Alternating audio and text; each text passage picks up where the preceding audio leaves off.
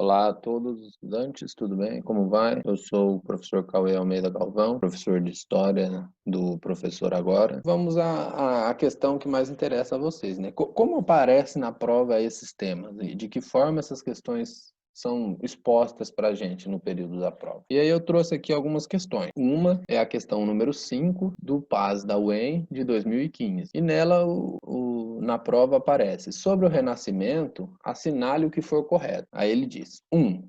Foi um movimento de renovação cultural que surgiu principalmente na Península Itálica e se estendeu por outras regiões da Europa, nos séculos XIV a 16. Ok, concordamos com essa questão, até porque a gente leu sobre essa questão, né? Leu essa afirmação. 2. Os renascentistas inventaram a escrita cuneiforme, que revolucionou a imprensa a partir do século XVII. Aqui, a revolução da imprensa é com Gutenberg e a escrita no papel, né? Os livros, como a gente conhece hoje. Mas a escrita cuneiforme, ela tem origem nos povos sumérios e ela é muito falada da escrita cuneiforme nos hieróglifos egípcios, né? Que são formas... A escrita cuneiforme nada mais é do que uma escrita que pode ser marcada, né? Demarcada. Então, as moedas, por exemplo, eram cunhadas, né? Elas são até hoje cunhadas. Então, essa seria uma escrita cuneiforme, nesse sentido que seria uma escrita cuneiforme.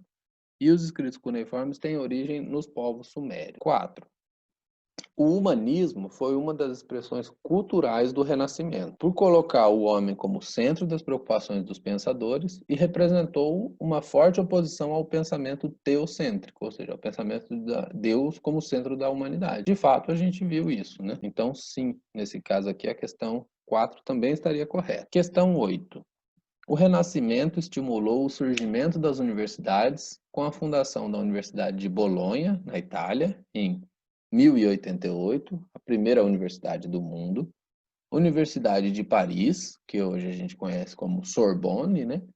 Que foi na França, em 1170, Universidade de Oxford, na Inglaterra, em 1249, e Universidade de Coimbra, em 1308, em Portugal. Mas, assim, como eu disse a vocês, o Renascimento ele começa no século XIV, vai até o século XVI, podendo até ser entendido até o século XVII. Mas as universidades aqui foram fundadas em 1088, 1170, 1249 e 1308, ou seja, século IX, século X, século XI e século XII. Então elas não estão no período do Renascimento, né?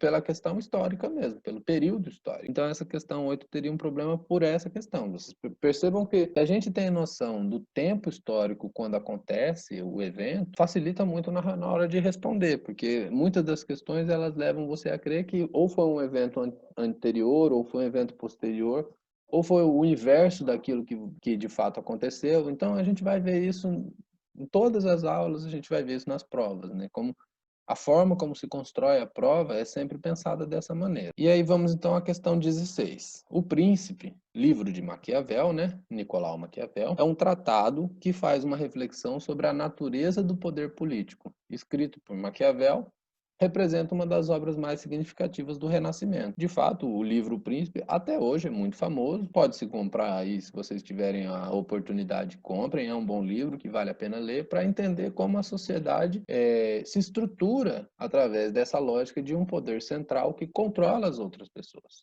Então, a ideia do Maquiavel é usar o príncipe, seria mais ou menos a figura do Estado que a gente usa hoje, né?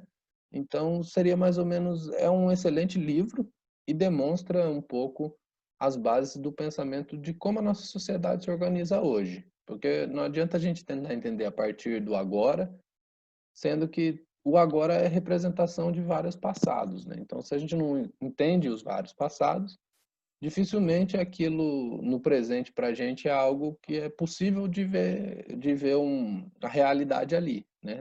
Tudo se torna difícil. Então, sim, nesse caso aqui, a questão do Maquiavel estaria correta. Sempre pegando provas do PAS especificamente para vocês verem como é que eles constroem as perguntas e que na hora que vocês forem fazer a desse ano, do próximo, dos próximos, sempre você vai conhecer a estrutura da prova. Isso é mais importante, às vezes, até do que estudar demais um tema e aí esse tema não cai, né? Então, é importante sempre olhar as questões para ver quais são os temas que mais caem e a forma como geralmente eles caem.